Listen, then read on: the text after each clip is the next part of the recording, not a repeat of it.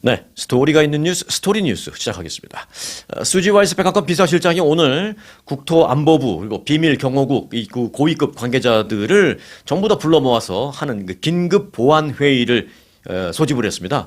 익명을 요구한 한 당국자는 이번 회의에서는 지난 주말에 그 만찬장 총격 사건을 좀 리뷰해 보면서 왜 이런 일이 발생했냐, 왜 이걸 막지 못했냐 여러 가지를 당연히 해야 되겠죠. 리뷰하면서 이제 앞으로 그 수많은 행사들이 예정돼 있는데 그런 행사를 안전하게 치르기 위한 그런 방안을 좀 모색하려는 그런 회의가 백악관 비서실장 주재로 소집이 됐습니다. 실제로 올해는 건국 250주년을 기념하기 위한 다양한 상당히 많은 그런 행사가 전국적으로 지금 예정돼 있거든요. 미국 국기의 날이 6월 14일인데요. 또 마침 요 날이 트럼프 대통령의 생일이에요. 그래서 이 국기의 날이자 트럼프 대통령의 생일인 6월 14일에는 백악관에서 이 격투기 경기가 열릴 예정이고요. 어찌 보면 국기의 날하고 격투기가 무슨 상관인가? 또 트럼프 대통령 생일과 격투기가 무슨 상관이 있나 싶기도 한데요. 여하튼 뭐 대통령이 뭐 격투기를 좋아하니까 그걸 뭐 백악관에서 한번 여는 게 평생 소원이었다고 합니다. 뭐 소원이라는 게 뭐 난 이거 없으면 안 돼까지는 아니어도 꼭 해보고 싶었던 그 버킷 리스트 중에 하나가 백악관에서 격투기 경기를 내가 개최하겠다. 뭐 그런 거라서 그런지 하여간 일단 6월 14일 날 이런 행사도 있고요. 그런데 이제 격투기 대회가 있다 그러면 뭐 선수들만 와서 하나요? 거기 또 많은 그 참관자들, 그 군중들 올 거 아니에요. 그럼 정확하게 몇 명이 온다라고는 아직 발표가 안 됐습니다만은. 그러니까 많은 또 군중들이 백악관으로 들어와야 되니까 이게 이제 고민거리인 거죠. 보안 문제가. 자, 그리고 이제 6월 25일부터 7월 10일까지는 워싱턴에 있는 그 내셔널몰, 그 내셔널몰에서 2주 동안 위대한 미국이라는 주제로 박람회가 열리고 있습니다. 그래서 거기 또 수많은 사람들이 연일 이제 매일 찾아올 거 아니에요. 그런 것도 다 이제 보안이 걱정인 거죠. 자, 이런 가운데 그 어느 때보다도 행사가 많은 이 트럼프 행정부가 보안 문제는 그동안 너무 안일하게 대처했다. 라는 그래서 사실은 지난번에 만찬장에 그런 일이 있었던 것 뭐 책임을 잘잘못을 굳이 따지자고 하는 건 아니지만 정부 차원에서 조금 더 나아가면 백악관에서도 그동안 너무 좀 안일하게 대처했다라는 이런 자성의 목소리 좀 있는 것이 사실입니다. 실제로 이번 그 사건 행사장에서도요, 뭐 금속 탐지기도 없었다라는 게 이제 대표적인 그 안이한 대처다라는 그 분석이 나오고 있고 또 일부 참석자에 따르면 행사장을 출입하는데 그 포토 아이디 검사도 하지 않았다. 그냥 옷만 드레스로 쫙쫙 그 차려입고 남자들 막 나비넥 타이 메고 이렇게 옷만 잘 차려입으면 이 아이디 검사도 안 하고 그냥 막 들어가기도 했다. 이런 얘기가 지금 여기저기서 막 증언하듯이 이제 나오고 있거든요. 제보가 이어지고 있는 것이죠. 그러니까 자기도 검사 안 하고 들어가니까 편하긴 했지만 좀 찝찝했다라는 그런 얘기하는 사람들도 많이 있습니다. 자, 그런데 사실 이제 더 문제가 많이 있습니다. 그 대통령 유고 시에 권력 승계를 하는 그 서열이 있잖아요. 그 서열이 뭐 미국이든 한국이든 이게 다 정해져 있는데 그래서 이제 그에 따라서 대통령이 어떤 행사에 참석했을 때 그 만일의 사태에 대비해서 대통령직을 승계할 소위 지정 생존자 한 명은 대통령과 한 날 한 장씩 같은 시간에 있으면 안 됩니다. 그게 꼭 이제 대통령 바로 권력 서열 승계 1위인 뭐 부통령 그렇다고 해서 대통령이 있으면 권력 서열 승계 1위인 부통령이 같이 가면 하는데 꼭 그런 게 아니라 이 서열 승계 중에서 누구 하나는 지정 생존자로 따로 있어야 되는데 지금 지난번에 그 만찬장에서는 그게 전혀 이루어지지 않았다는 것이죠. 권력 서열 1위부터 6위까지 모조리 그 장소에 다 같이 있었다라는 것입니다. 이건 지금 우리가 좀 되돌려 생각해보고 이미 그래도 이제 인명 피해 없이 그 만찬장 사건이 다행히 끝났으니까 아이고 다행이다 싶지만 이건 이제 다행이라는 걸로 끝나서는 안 되는 겁니다. 다음부터는 절대로 이러면 안 되는 거거든요. 대통령 서열 1위부터 뭐 6위까지 그게 누구냐? 예를 들어서 이제 대통령을 제외하고 대통령 유고 시에 권력을 서열받는 소위 말해서 대통령직을 승계받는 서열 1위는 뭐 당연히 이제 부통령이고요. 2위는 하원의장입니다. 그리고 3위는 상원의장입니다. 그리고 이제 4위는 국무장관, 5위는 재무장관, 6위는 국방장관. 이렇게 법으로 다 정해져 있거든요. 그런데 지금 말씀드린 대통령서부터 권력 서열 6위까지 모조리 7명이 모조리 그날 한 장소에 다 같이 있었다라는 거 아니겠습니까? 상상하고 싶지도 않은 그런 일입니다만은 만일 정말 만에 하나 단순 이번에 총기를 들고 들어간 게 아니라 무슨 뭐 대규모 폭탄 테러 사건이라든지 뭐 이런 대규모 폭발 사건이 발생했더라면 미국은 정말로 돌이킬 수 없는 혼란 상황에 빠졌을 수도 있는 그런 어처구니 없는 일이었던 것입니다. 지정 생존자를 안정해 놓고 이런 대규모 행사를 한다는 건 말이 안 되죠. 그래서 왜 잘 아시잖아요. 대통령 전용기에 대통령이 타면 부통령은 거기 안 탑니다. 다른 비행기 타고 갑니다. 왜? 이걸 만에 하나 모르니까 그걸 승계할 사람이 있어야 되니까. 자, 그런 일이 발생하지 않을 것이다라고 이제 믿겠습니다만은 어찌되었든 지정 생존자 한 명은 같은 장소에 있어서는 안 되고 또 이렇게 안이하게 모두가 다 한 장소에 모여서 다 같이 파티를 즐기는 이런 사고 방식은 반드시 다시는 없어야 됩니다. 반드시 짚고 넘어가야 될 부분이다라는 말씀을 드리겠습니다. 아마 오늘 긴급 소집된 그 보안 회의에서도 백악관의 수지 와일스 그 비서실장 이분 아시죠? 아주 무섭게 생기신 그 여성분이신데 이분의 파워도 대단하답니다. 이분이 뭐 트럼프 대통령에게 다른 사람들은 조금 이제 무서워서 눈치 보여서 말 잘 못하고 그래도 이 수지 와이스 백악관 비서실장은 트럼프 대통령에게 그래도 그나마 좀 바른 말하고 막 얘기 좀 할 수 있는 그런 분이라고 하는데 이분이 이제 오늘 긴급 소집한 거예요. 아마 오늘 소집해서 아마 큰 소리 좀 나올 것 같다. 그런 생각이 듭니다. 당연히 큰 소리 나와야 됩니다. 이렇게 지정 생존자 그러니까 데지그네이트 권력 서열 할 수 있는 그런 사람을 안 해놓고 했다라는 것은 아마 이제 미국에서 반성할 점이 많습니다. 그래서 이번에 수지 와이스 백악관 비서실장님이 아마 큰 소리 좀 나올 것 같다라는 생각입니다. 자, 인명 피해 없이 끝난 이 만찬장의 총격 사건. 자, 그렇다면 경호 성공인가? 경우 실패인가?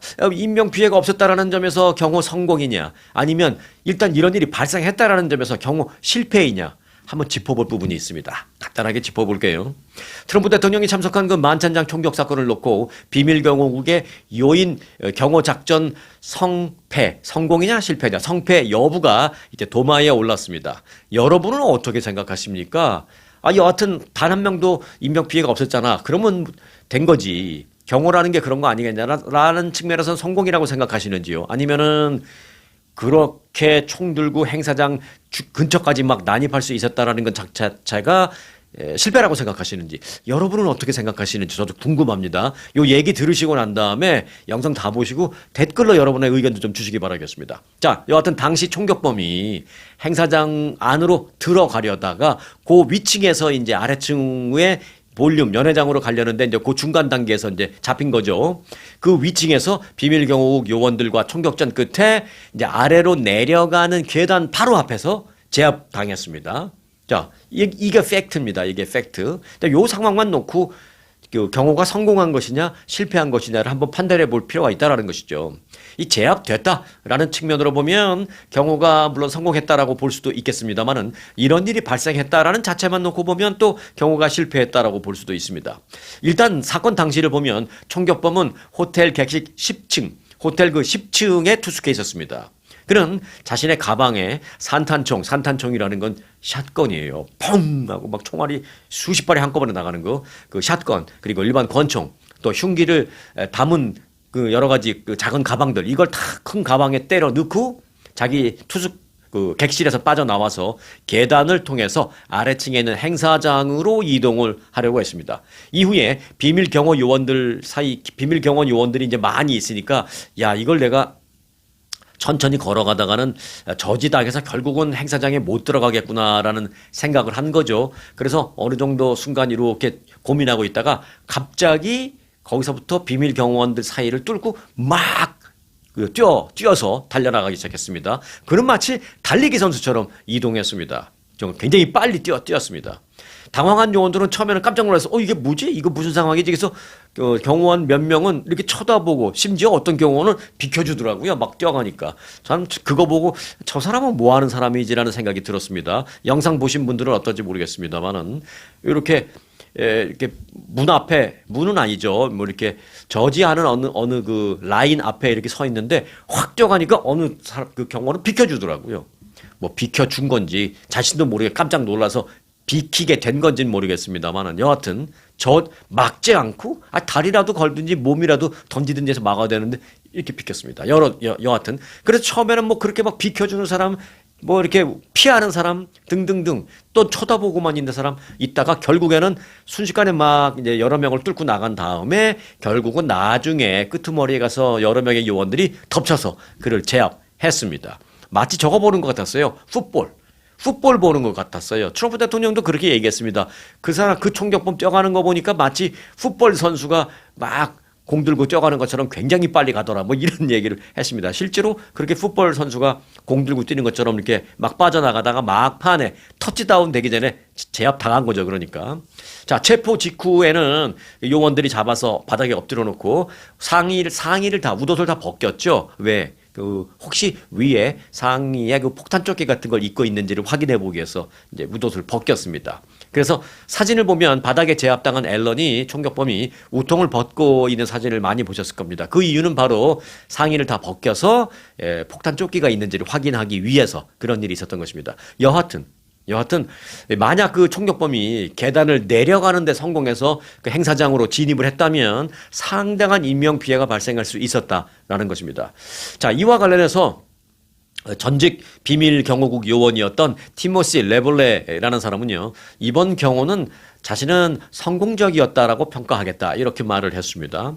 레볼레가 이렇게 평가하는 이유는 총격범이 핵심 보호막까지는 뚫지 못했기 때문이다. 이렇게 얘기를 했습니다. 자, 비밀경호국 SS는 대통령을 중심으로 해서 여러 겹의 여러 겹의 그 동심원 형태의 그 경호막을 구축하는데 앨런은 그 더리 구역은 통과했지만 클린 구역에서는 효과적으로 제압됐다라는 점에서 자신은 성공이다. 경호 성공이다. 이렇게 평가한다고 말했습니다. 자, 그럼 뭐 더리 구역이란 뭐냐? 클린 구역이란 뭐냐? 이게 무슨 더럽고 깨끗한 그게 아니라 이제 이 경호하는데 그들이 쓰는 뭐 나름대로의 그들만의 용어, 뭐 그들만의 전문 용어 뭐 이런 건데 더리 그 구역이라는 것은 뭐 일반 직원과 뭐 투숙객 등이 막 뒤섞여서 그 비밀 요원들이 그 경호 요원들이 통제가 그들을 다 통제하기가 사실상 어려운 그런 구역. 그걸 이제 더리 에어리어라고 하는데 이번 사건을 본다면 이제 호텔 로비가 여기에 해당됩니다. 자, 그리고 클린 에어리어라는 것은 대통령을 비롯한 행사 고위 참석자들이 있는 행사장 바로 그곳 거기를 말합니다. 그러니까 이제 이번 사건에서는 그 볼룸 연회장이 바로 여기에 해당되겠죠. 그러니까 연회장까지 들어가지 못했다라는 것은 더리 에어리아는 뚫었지만 클린 에어리아는 뚫지 못했다라는 점에서 성공했다라고 평가하겠다라는 것입니다. 자, 이와 관련해서 전직 SS 요원 또 다른 사람 마이크 마트랑이라는 사람도 수많은 인파가 오가는 그런 호텔 전체를 통제하는 것은 사실상 불가능하기 때문에 이 같은 행사는 늘 리스크를 안고 있을 수밖에 없다. 그래서 본인도 경호의 성공이다라고 말하고 싶다. 뭐 이렇게 평가를 했습니다. 일단 뭐 실패는 아니다라는 그런 분석이죠.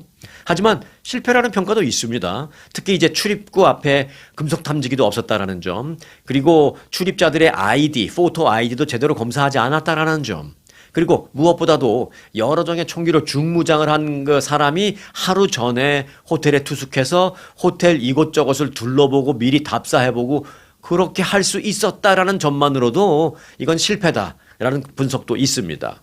자, 여하튼 인명피해 없이 끝난 이 만찬장의 총격 사건, 뭐 피해가 없으니까 경호 성공이라고 볼 수 있는 겁니까? 아니면 사건이 발생했다라는 점만으로도 이건 경호 실패라고 볼 수 있는 것입니까? 이 문제도 이제 조사가 필요한 상황입니다. 여러분은 어떻게 생각하시는지 굉장히 궁금합니다. 댓글로 한번 여러분의 의견 나눠주시면 고맙겠습니다. 자, 다음 스토리는요. 문제는 순서야, 이 바보야. 라는 스토리 전해드리겠습니다. 요거 제가 하는 말이 아니라 빌 클린턴 전 대통령이 전에 했던 말이라는 걸 잘 아시죠? 네, 설명은 제가 또 뒷부분에 드리겠습니다.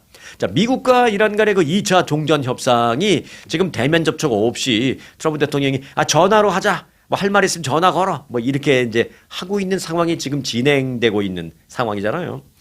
트럼프 대통령이 이제 지난 주말에 예정됐던 특사단 그 파키스탄 방문을 전격 취소하면서 협상 재개 기대감은 많이 낮아졌습니다만은 양측 모두 지금 뭐 완전히 대화의 판을 깨지는 않은 그런 상태입니다. 그래서 뭐 상황 상당히 이게 물밑적인 조율이 좀 이어지고 있다. 뭐 그런 정도만 우리가 볼 수 있는데 그럼 지금 어떻게 물밑 대화가 이어지고 있는지도 좀 볼 필요가 있습니다.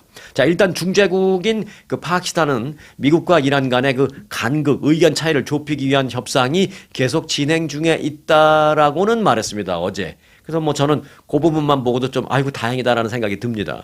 다만 현재로서는 대면 협정 그 일정은 아직은 잡혀 있지 않습니다. 핵심 쟁점은 여전히 그런데 그 무엇이냐 그러면 뭐 얼굴 보지 않고 있다고 해서 그러면은 협상이 전혀 없는 것이냐? 뭐 그건 아니지만 그렇다고 모든 일이 그렇잖아요. 아무래도 얼굴 보고 해야 왜 한국말로 그런 일 있죠. 얼굴 붉힐 일 만들지 마라. 뭐 이런 일. 전화 걸어. 뭐 할 말 있으면 전화 걸어. 이것보다는 그래도 만나서 뭐 얼굴을 붉히는 한이 있더라도 만나서 얘기해야 그래도 간극을 좀 좁히고 좀 조율을 하고 할 텐데. 이거 그거 없이 그냥 할 말 있으면 전화하라 그러니까 이게 뭐 하세월 그냥 계속 가는 건데 그럼 뭐가 쟁점이냐? 네. 이와 관련해서 전문가들은 핵심 쟁점은 순서다.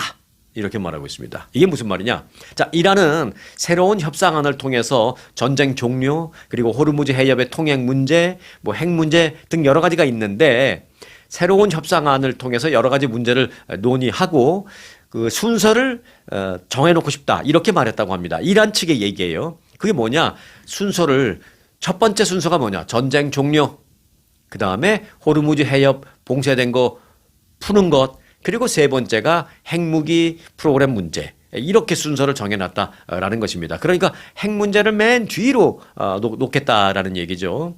요게 이제 이란이 제시한 협상의 단계적인 접근이라는 것입니다. 요게 이제 이란의 입장이에요. 그러니까 쉽게 보면 순서를 정해놨으니 요 순서대로 하자라는 게 이란의 입장입니다. 우선 미국과 이스라엘의 그 군사 행동을 완전히 중단하는 거 first. 그리고 나서 재공격 방지, 그리고 나서 호르무즈 해협 봉쇄 풀기, 그리고 나서 핵 문제 대화. 요 순서라는 것입니다. 반면에 미국은 거꾸로예요.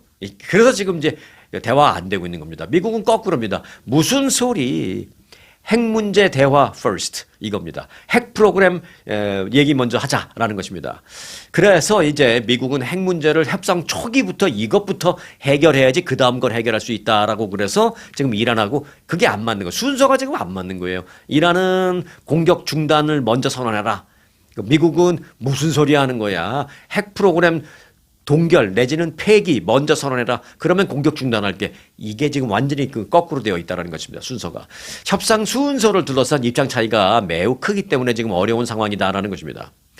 자, 기억하십니까? 지난 1992년 그러니까 뭐 이제 40년 다 돼가죠. 빌 클린턴 당시 대통령 후보가 그러고 보니까 요거 뭐 조금 다른 얘기입니다만은 빌 클린턴 전 대통령을 상상하면 젊고 잘생기고 늘 좀 심찬 그런 모습 이런 게 연상이 되고 있는데 야 그분이 대통령 한 것도 이제 거의 이제 40년 다 돼가네요. 네, 1992년에 선거 운동을 했어요.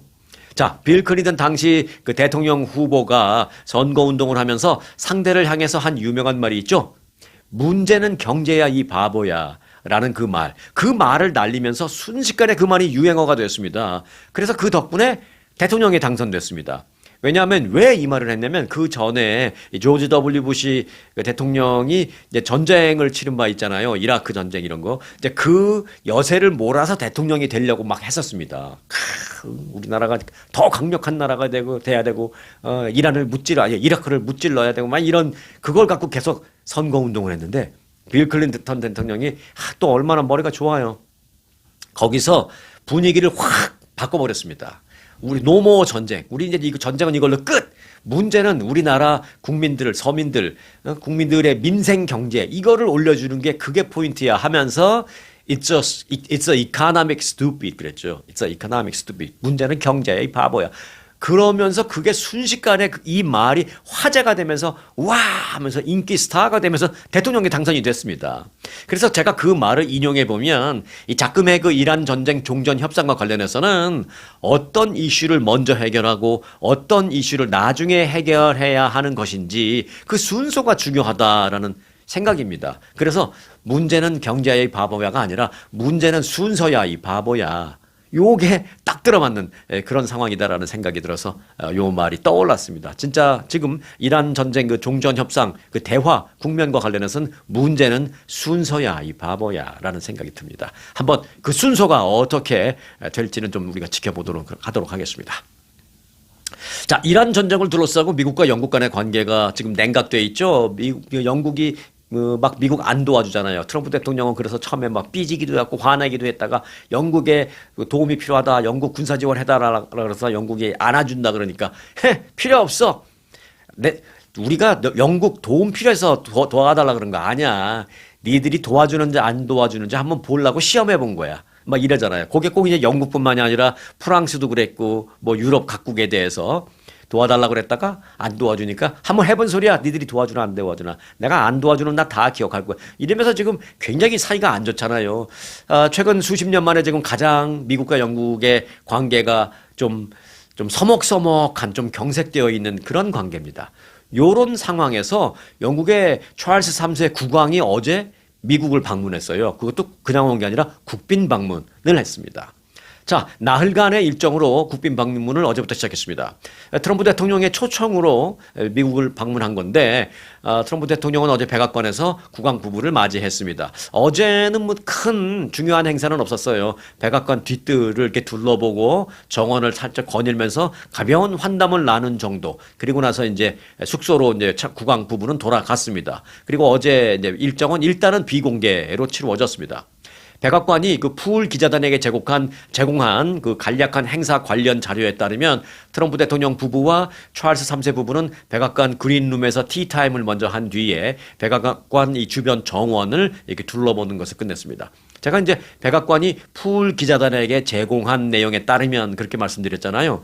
이제 뭐 한국이나 미국이나 뭐 다 마찬가지입니다. 푸울 기자단이라는 건 뭐냐면 어떤 행사를 할 때 일단은 비공개로 행사를 하는데 뭐 비공개 군사작전회의 이런 거는 뭐 기자를 당연히 못 들어가지만 그런 거 말고 이렇게 뭐 어떤 나라에서 정상이 왔다. 그런데 뭐 특별히 공개 행사가 아니다. 이럴 경우에. 그러나 무슨 뭐 군사적으로 뭐 보안이 필요한 그런 행사는 또 아니잖아요, 이게. 그럴 때는 이제 풀 기자단이라 그래서 대표 기자 한 명만 들어갑니다. 예를 들어서 신문 기자 한 명, 그다음에 TV 카메라 기자 한 명, 그다음에 라디오 기자 한 명, 요런 식으로 각 분야별로 한 명씩만 딱 들어갑니다. 그거는 이제 뭐 백악관이 딱 지명할 수도 있고요. 대부분의 경우에는 그 기자협회에서 야 이번에는 풀 기자단으로 한다니까 누가 들어갈래? 그래서 뭐 기자협회에서 협의를 해서 그러면 카메라는 네가 들어가고 또 이제 그 글은 네가 들어가고 라디오 오디오는 그럼 네가 들어가는 걸로 하자. 요렇게 이제 대표 한 명씩만 들어갑니다. 그래서 그들이 취재한 걸 갖고 나와서 모든 언론에게 그들이 다 이게 뿌려줍니다. 그러니까 그들이 취재했다고 해서 그들의 단독 특종 기사로 하면 안 되는 겁니다. 그냥 들어가서 해서 갖고 나와서 100% 공유해야만 합니다. 야, 요건 내가 들어갔으니까 내가 요거는 갖고 있다가 내가 따로 쓰고 요것만 나눠줘야지. 이렇게 하면 안 됩니다. 만약에 그렇게 했다 그러면 그 언론사 완전히 매장당합니다. 네, 그래서 이제 요번에도 푸울 기자 이렇게 한 명씩 뽑아갖고 들어가서 갖고 나와서 이제 다 공유를 했는데 보니까 이제 뒷 정원 이렇게 거닐고 환담 나누는 그런 장면만 있었습니다. 뒤에 어디를 거닐었냐면 백악관에 그 뒷뜰에다가 트럼프 대통령이 요번 2기 취임하고 들어서면서 뭘 했냐면요. 벌통을 만들었어요. 벌통. 네. 그런 또 취미가 있으신지 몰랐습니다. 백악관 뒷뜰에다가 이제 그 비하이브라 그러죠. 비하이브. 벌통을 하나 만들어서 그걸 이제 벌통을 키우는 그런 일을 뭐 취미 삼아 하시는 모양인데 그걸 보면서 이제 찰스 3세 국왕하고 이제 벌통을 보여주면서 환담 나누는 그런 장면이 있었습니다. 자, 어찌됐든 그 나흘간 진행되는 찰스 3세 방미 행사의 핵심은 어제는 아니었고요. 바로 오늘입니다. 오늘이 이제 중요한 행사입니다. 백악관 공식 환영식이 있고요. 이어서 트럼프 대통령과 단독 회동 갖고 또 의회에서의 찰스 국왕의 연설도 있을 예정입니다. 그리고 이제 저녁에는 백악관 연회 만찬도 바로 오늘 있을 예정입니다. 그래서 오늘이 중요합니다. 찰스 3세 국왕의 미국 방문은 앞서 말씀드린 대로 이제 미국과 영국 간의 관계가 좀 좋지 않은 그런 상황에서 이루어진 것이라서 더욱 관심을 끌고 있습니다.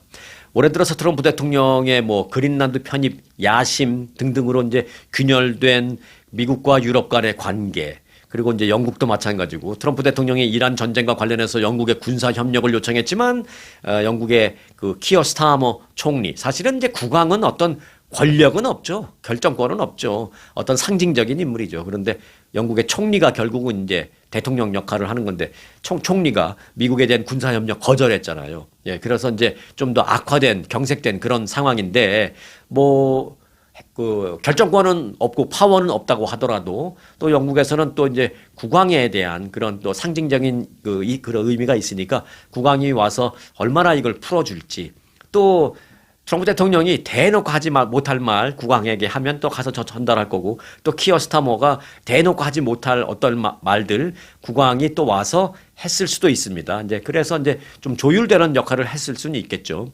자, 찰스 3세 국왕의 이번 미국 방문이 미국, 영국 양국 간의 정치적인 긴장을 완화하는데 어떤 중요한 역할을 하게 될지 상당히 주목됩니다. 사실은 미국과 영국 간의 관계가 저도 이제 뭐 어른이 되고 난 다음에 이 사회를 보고 국제 정세를 알게 된 이후에 미국이 영국과 이렇게 관계가 안 좋아지는 건 저도 처음 봤습니다. 처음 봤어요. 뭐 그렇다고 뭐 지금 뭐 원수 관계까지는 아니지만 이렇게 좀 경색되어 있는 관계는 저도 처음 봤습니다. 자, 과연 국왕의 미국 방문으로 인해서 미영 관계가 좀 얼마나 풀릴 수 있을지 한번 지켜보도록 하겠습니다. 일단 오늘이 중요한 그 행사가 있는 날이기 때문에 오늘 행사 끝나고 나면 많은 얘기가 좀 나오지 않을까, 저는 그렇게 생각하고 있습니다. 자, 억만장자 도입세라는 것을 이제 캘리포니아가 하려고 하는데요. 요게 주민 투표에 결국 붙여질 수 있게 됐습니다. 논란 끝에 캘리포니아주의 억만장자 부유세 도입이 주민 투표에 붙여질 수 있는 여러 가지 여건을 갖게 됐어요. 그래서 제가 지금 얼핏 드는 생각은 그 억만장자 세금이라는 게 도입되면 캘리포니아주의 약이 될까 독이 될까, 이런 생각이 당장 들더라고요. 자, 일단 캘리포니아주의 그 억만장자세 도입을 추진해온 전미 서비스 노조 서부지부가 150만 명의 서명을 모았습니다. 서명을 150만 명이나 모은 거예요. 근데 이건 굉장히 대단한 게요.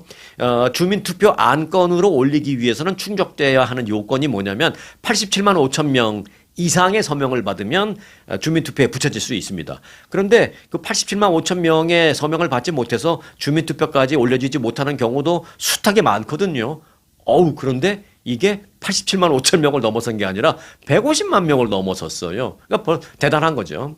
자, 이 서명은 선거관리 당국에 이제 전달이 됐습니다. 그래서 검증 절차, 이게 이제 가짜 서명이 아닌지 어느 정도 검증하죠. 그래서 오는 6월 말까지 이제 투표 여부가 결정이 되고, 뭐 아마 투표 여부 결정될 겁니다. 150만 명이라고 하니까 만에 하나 뭐 그 중에 좀 뭐 가짜 서명이라고 판명이 되든 뭐 확인이 안 되는 서명이라고 판명이 되든 여하튼 뭐 떨궈져 나가더라도 87만 5천 명 이상은 당연히 이건 인정이 될 터이니 이건 뭐 인정될 겁니다. 그러니까 이를 통과한다는 전제하에 오는 11월 주민투표에 이 안건이 상정됩니다. 그럼 지금까지 여러 가지 추세를 봐서 아마 주민투표에서 억만장자 부자세가 도입될 가능성은 매우 높다, 뭐 이렇게 볼 수 있겠죠. 네. 그럼 그 억만장자세라는 것은 뭐냐? 요건 이제 캘리포니아 주에서만 지금 도입 얘기가 나오고 있는 건데, 캘리포니아 주에 거주하는 순자산 10억 달러 이상의 부유층, 뭐 1억 달러까지는 아니고요. 9억 달러까지도 아니고 순자산 10억 달러 이상 되는 부유층, 그 자산의 5%에 해당하는 텍스를 일생에 딱 한 번만 내라, 요겁니다. 그러니까 뭐 딱 한 번만 내라라는 것만 보면 이거 그러면 낼 수 있겠네라는, 뭐 매년 내라는 것도 아닌데 또 요렇게 생각할 수 있지만, 또 해당되는 본인들의 입장에서 보면 이게 굉장한 거죠. 예를 들어서 내가 뭐 10억 달러 이상이면 뭐 100억 달러 갖고 있는 사람도 있을 거 아니에요. 100억 달러 갖고 있으면은 5억 달러 내라라는 거예요. 예를 들어서 10억 달러 자산이다. 그러면 5천만 불 내라는 거예요. 물론 한 번이지만 그래도 한꺼번에 내야 됩니다. 노조는 결국 이제 이 돈을 모아서 1,000억 달러 정도 모아질 것으로 예상한다라고 말하면서 그런 돈을 이 메디켈 예산, 서민들을 위한 의료 지원비, 지금 메디켈 돈 예산이 없어가지고 많은 사람들 다 잘리잖아요. 그래서 서민들인데도 이 메디켈에서 그 탈퇴당하고 쫓겨나가고 그래서 의료 사각지대에 놓여서 뭐 이런 사람 많죠. 그런 메디켈 예산으로 쓰겠다. 1,000억 달러 정도 모아져서 그런 얘기를 하고 있습니다. 노조는. 캘리포니아는 이제 미국에서 억만장자가 가장 많이 사는 주가 바로 캘리포니아 주입니다. 자, 그래서 이제 이런 세금을 도입하겠다는 것인데, 근데 이런 세금을 도입하겠다라는 말이 나오자 이제 도망가는 부유층들 많아요. 그래서 한편으로는 이게 좀 걱정도 됩니다. 최근에 억만장자세 도입 움직임이 벌어지면서 부자들이 주 내에 자산을 처분하고 타주로 떠나가는 사람들이 많습니다. 그 타주로 어디로 많이 가느냐? 제일 많이 가는 게 플로리다주, 두 번째가 텍사스주, 세 번째가 네바다주입니다. 이 세 주의 공통점은 뭘까요? 네, 정답입니다. 주 소득세가 없습니다. 연방은 낼지언정 주 소득세는 안 냅니다. 그 돈 많은 사람들은 그 주 소득세, 스테이트 인컴 텍스만 안 낸다 하더라도 엄청난 차이가 나거든요. 그래서 지금 플로리다나 텍사스로 도망가시는 그 부유층 사람들이 많습니다. 자, 예를 들면 구글의 공동 창업자 레리 페이지가 지난해 캘리포니아 내 기업 45개를 폐업 신고를 해버리고 이전을 해버렸습니다. 그리고 자신의 거주지도 플로리다로 이사 갔어요.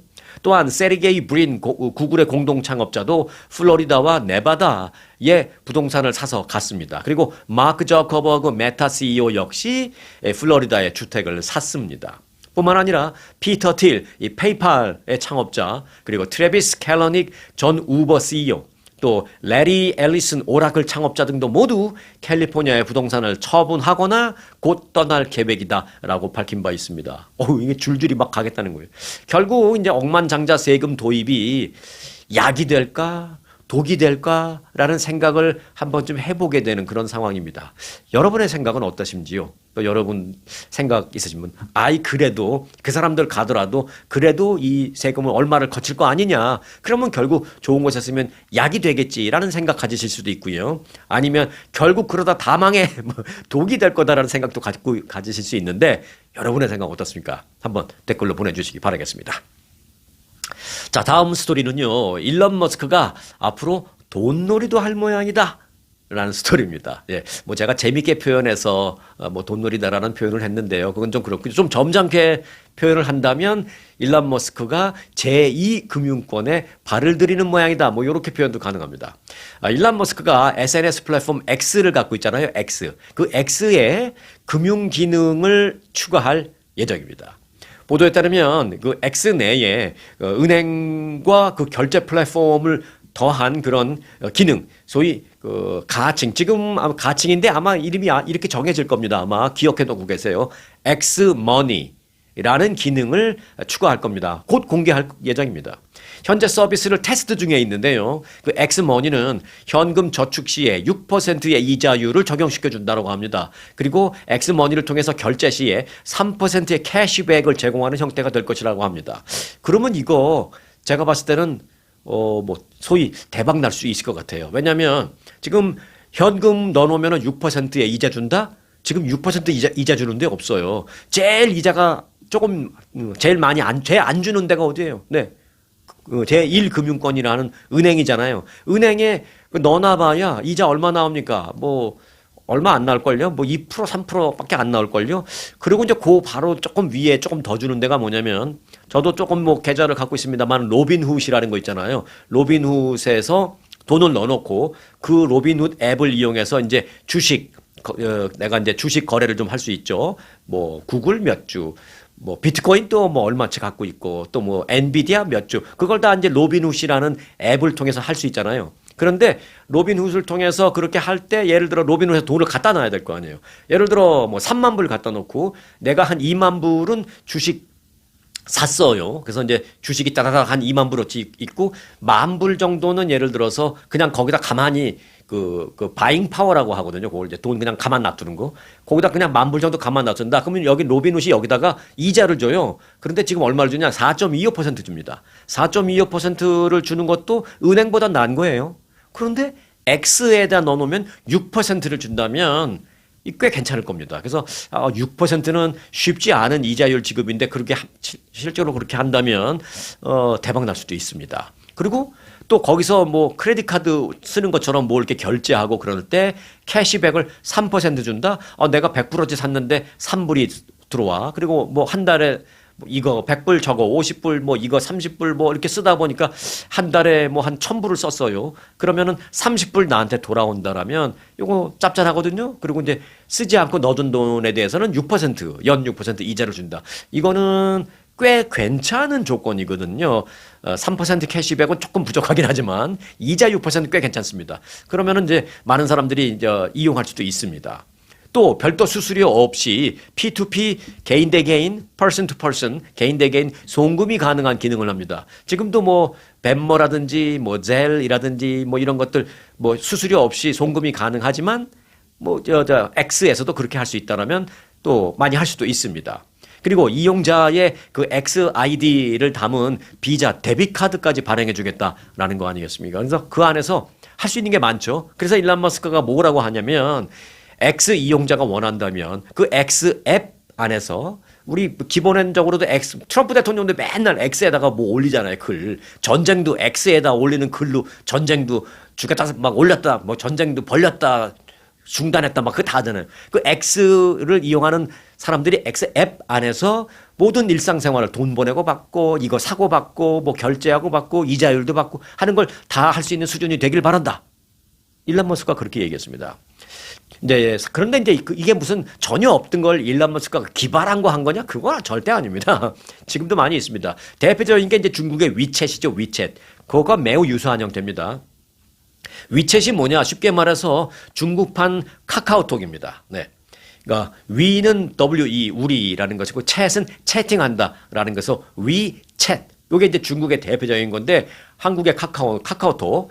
한국의 카카오톡보다 훨씬 더 규모가 크죠? 왜? 중국은 인구가 많으니까. 네. 그 위챗도 처음에는 이제 메시지 앱으로 시작했습니다만은 현재는 결제도 하고요. 차량 호출도 거기서 다 하고 뭐 항공권 예약까지 거기서 다 하는 모든 기능을 담아놨습니다. 그래서 슈퍼 앱으로 거듭났습니다. 그렇게 하겠다는 것입니다. 그 일론 머스크가. 자, X 역시 지금 월간 이용자가 어마어마하거든요. 월간 이용자가 한 6억 명 정도 된다라고는 하는 걸로서 제가 알고 있는데, 그래서 사실상 글로벌 SNS입니다. 그런 만큼 금융 결제 기능을 더해서 이게 제대로만 이루어진다면 정말로 강력한 슈퍼 앱으로 재탄생할 수 있는 포텐셜이 상당히 높습니다. 네, 일론 머스크가 머리 좋잖아요. 네, 결국은 요걸 갑자기 지금 생각하는 거 아니고 X를 만들 때부터 이걸 하려고 생각한 겁니다. 왜냐하면 제가 봤을 때는 트위터라는 것을 본인이 사갖고 이름을 X라고 바꿨잖아요.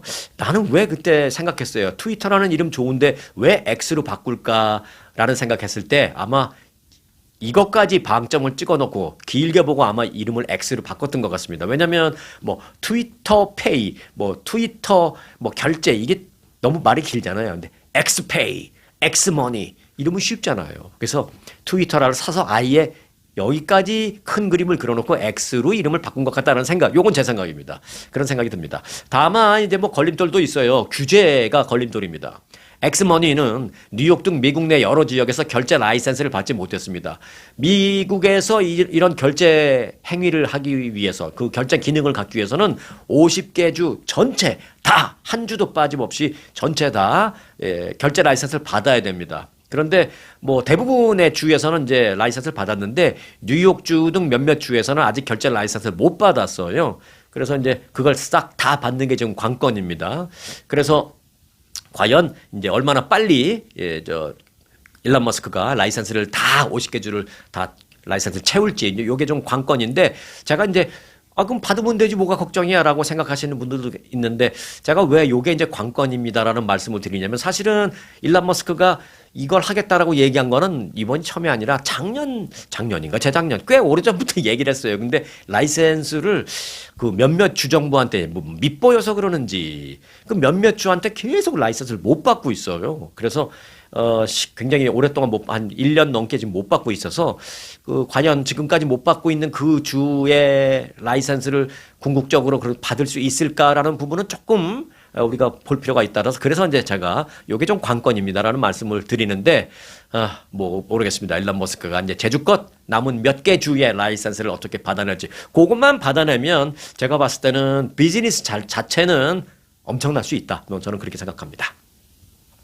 자, 다음 스토리는요.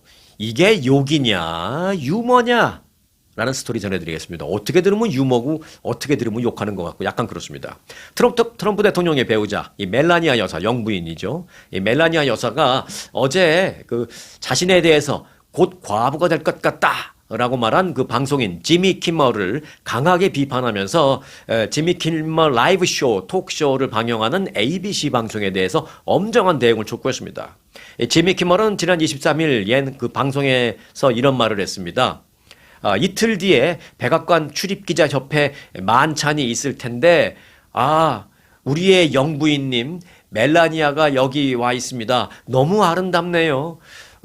멜라니아 트럼프 여사님 곧 과부가 될 것 같은 분위기네요. 이런 말을 했습니다. 근데 그때는 뭔 소리 하는 거지? 약간 웃기기도 하고 안 웃기기도 하고 그냥 그랬는데 이틀 뒤에 이런 만찬장 총격 사건이 있었잖아요. 그게 뭐야 이거 이 사람은 알았다는 거야. 뭐야 이 사람이 사건에 개입한 거에 뭐야라는 생각을 그런 많은 생각을 지금 하게 되는 거죠.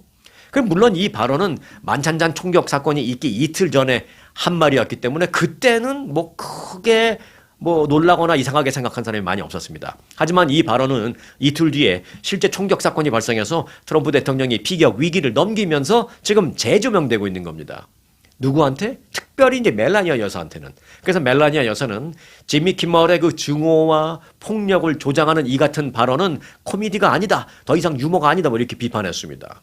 멜라니아 여사는 이제 그만할 때가 됐다라고 말했습니다. 이제 영어로 말하면 우리가 흔히 잘 아는 그 enough is enough. enough is enough. 충분한 건 정말 충분한 거야. 근데 이건 한국말로 하면 좀 이상하죠? 네. 이젠 그만할 때가 됐다라는 그런 뜻이죠. 그렇게 말하면서 ABC가 분명하게 입장을 취해야 한다. ABC 경영진은 얼마나 우리 공동체를 더 희생시키면서 지미 키멀의 그 끔찍한 행동을 두 손 놓고 방조할 것인가? 라면서 ABC 방송 경영진을 직격하는 말을 했습니다. 결국 이 내용은 이 뜻은 뭐냐? 지미 키멀 라이브 쇼를 방영하는 ABC 그 방송 경영진을 향해서 그 지미 키멀 라이브 쇼를 좀 당장 중단시켜 이런 거, 걔 좀 아웃시켜 쫓아내 그 얘기죠. 대통령의 영부인이 곧 과부가 될 것 같다라는 이런 말. 자, 이 정도 이쯤 되면 이게 유머인가요? 이게 욕인가요? 솔직히 저도 잘 모르겠습니다.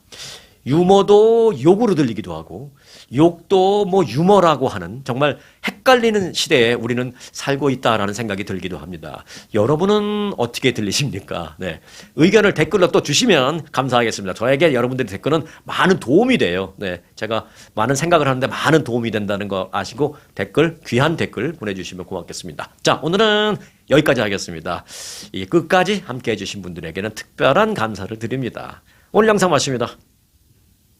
아주 특별한 아주 즐거운 아주 기분이 좋은 아주 편안한 아주 행복한 아주 추억의 남을 같은 코스 같은 일정이라도 추억은 차이가 납니다. 고객 만족도 1등 아주 투어. 내 인생 최고의 순간 1등 여행 아주 좋은 아주 투어 아주 좋은 213-388-4000